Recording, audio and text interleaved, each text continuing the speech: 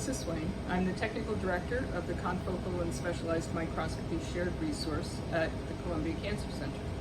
Our confocal microscope that you see here is used by cancer researchers at Columbia to study cells and live tissues. This high-performance imaging system gives researchers the ability to see how cancer cells behave in real time, clearer and faster than ever before.